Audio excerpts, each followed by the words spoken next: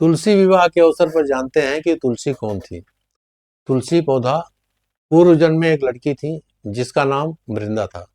राक्षस कुल में उनका जन्म हुआ था। बचपन से ही भगवान विष्णु की भक्त थी। बड़े ही प्रेम से भगवान की सेवा पूजा किया करती थी। जब वह बड़ी हुई तो उनका विवाह राक्षस कुल में दानवराज जलंधर से हो गया। जलंधर समुद्र में उत्पन्न हुआ था। वृंदा बड़ी ही पतिव्रता स्त्री थी, सदा अपने पति की सेवा किया करती थी। एक बार देवताओं और दानवों में युद्ध हुआ। जब जलंधर युद्ध पर जाने लगे तो वृंदा ने कहा, स्वामी आप युद्ध पर जा रहे हैं, आप जब तक युद्ध में रहेंगे पूजा पर मैं बैठी रहूंगी, आपकी जीत के लिए अनुष्ठान करूंगी, और जब तक आप वापस नहीं आ जाते मैं अपना संकल्प नहीं छोड़ूंगी।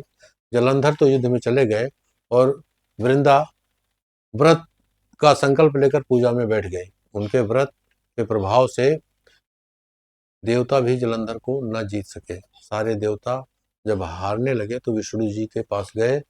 सबने भगवान से प्रार्थना की तो भगवान कहने लगे कि वृंदा मेरी परम भक्त है, मैं उसके साथ छल नहीं कर सकता। फिर देवता बोले, भगवान दूसरा कोई उपाय भी तो नहीं है, अब आप ही हमारी मदद कर सकते हैं। भगवान ने जलंधर का ही रूप रखा और वृंदा के महल में पहुंच गए। जैसे ही वृंदा ने अपने पति को देखा वे तुरंत पूजा में उठ गई और उनके चरणों को छू लिए। जैसे ही उनका संकल्प टूटा, युद्ध में देवताओं ने जलंधर को मार दिया। उसका सिर कटकर अलग हो गया। उनका उसका सिर वृंदा के महल में जा गिरा। जब वृंदा ने देखा कि मेरे पति का सिर कट गया तो उन्होंने फिर सामने खड़े ये कौन है ये सोचा। उन्होंने पूछा, आप कौन हैं जिसका स्पर्श मैंने किया। तब भगवान अपने रूप में आ गए और वे कुछ न बोल सके। वृंदा सारी बात समझ गई।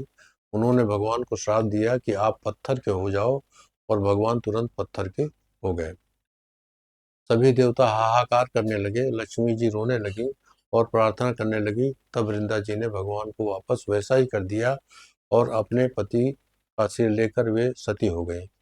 उनकी राख से एक पौधा निकला। तब भगवान विष्णु जी ने कहा कि आज से इनका नाम तुलसी है और मेरा एक रूप इस पत्थर के रूप में रहेगा, जिसे शालिग्राम के नाम से तुलसी जी के साथ ही पूजा जाएगा, और मैं बिना तुलसी जी के भोग स्वीकार नहीं करूंगा।